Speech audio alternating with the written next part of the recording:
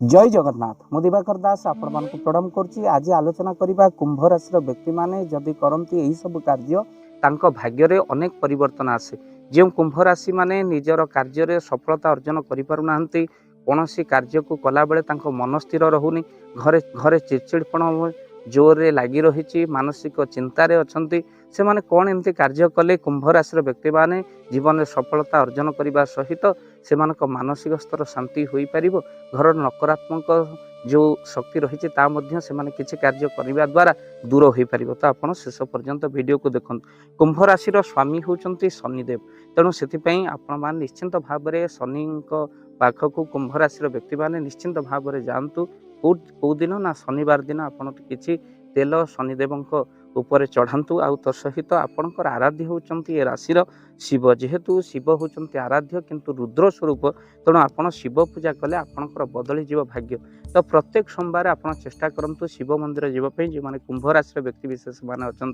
आउ सोमवार दिन 108टी अखूर्ण आपण जो बेलपत्र रही कौन क्षत ही न, तेणु आपण से बेलपत्र को आपण शिवंक मस्तक चढ़ातु। 7टा हेले बहुत भल, किंतु 108 हेले अतिशय शुभ फल बोली विचार कराए। तेणु जो मैंने कुंभ राशि व्यक्ति अच्छा से आर्थिक क्षेत्र में परिवर्तन आने से दक्षिण काली दर्शन करूँ। बाधा विघ्न दूर करने निश्चिंत भाव में दक्षिण काली दर्शन करूँ। एबेकार समय आपन जो खराब चलती निश्चिंत भाव में बदल जाव। पाखरे थिबा काली मंदिर में आप दर्शन करूँ। दक्षिण काली दर्शन पर आपन को निश्चिंत शुभ फल प्राप्ति हो।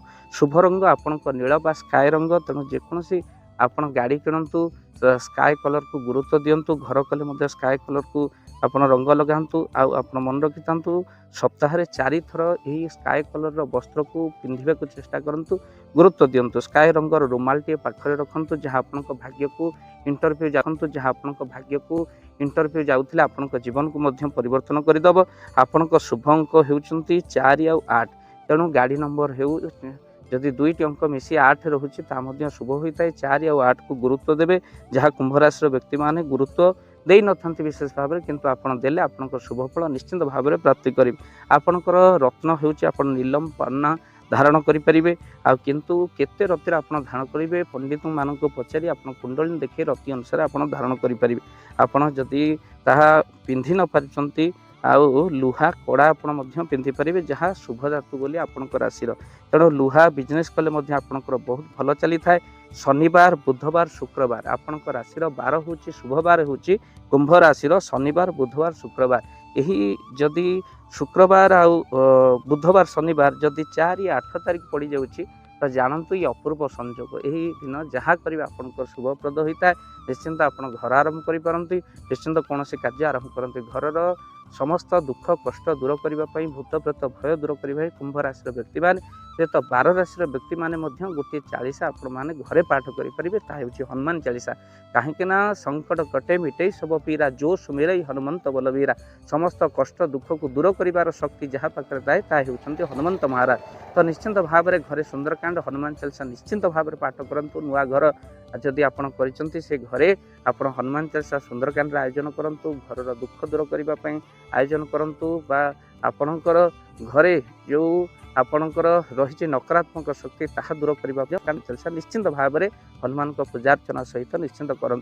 जदि आम द्वारा आपण घरे सुंदरकांड हनुमान चालीसा पाठ करने चाहती स्क्रीन चलते सुंदरकांड हरसा करूँ। तो जदि आप निजस्व करने चाहते निश्चिंत कले आपंकर निश्चिंत शुभ फल मिल।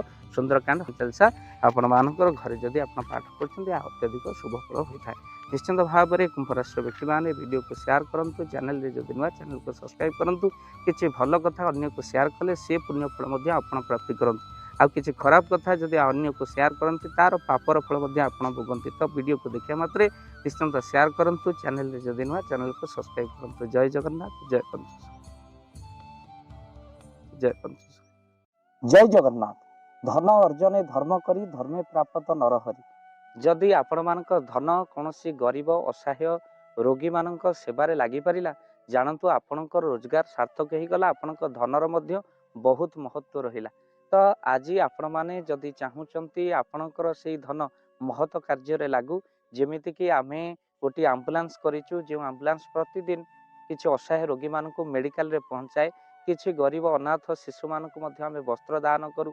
କିଛି ରୋଗୀମାନଙ୍କ ପାଖରେ ପହଞ୍ଚୁ, ଯେଉଁମାନେ ବହୁତ ରୋଗରେ ପୀଡ଼ିତ ସେମାନଙ୍କ ପାଖରେ ଆମେ କିଛି ଅର୍ଥ ଆଉ ଗରିବ ଲୋକମାନଙ୍କୁ ସହାୟତା ପ୍ରଦାନ କରୁ। ଏ କିଛି ଦିନ ପୂର୍ବରୁ ଆପଣମାନେ ସହଯୋଗ କଲେ, ଆମେ ମଧ୍ୟ କିଛି କମ୍ବଳ ଅସହାୟମାନଙ୍କ ପାଖରେ ଯାଇ ପହଞ୍ଚି ବାଣ୍ଟିଥିଲୁ। ଆପଣଙ୍କୁ କୃତଜ୍ଞତା ଜ୍ଞାପନ କରିବା ସହିତ ଯଦି ଆପଣ ଚାହୁଁଛନ୍ତି ଆପଣଙ୍କ ଧନ ଆମ ଦ୍ୱାରା କୌଣସି ମହତ କାର୍ଯ୍ୟରେ ଲାଗୁ, ତ ସ୍କ୍ରିନ୍ରେ ଚାଲିଥିବା ନମ୍ବରରେ ନିଶ୍ଚିନ୍ତ ଆପଣ କଲ୍ କରନ୍ତୁ।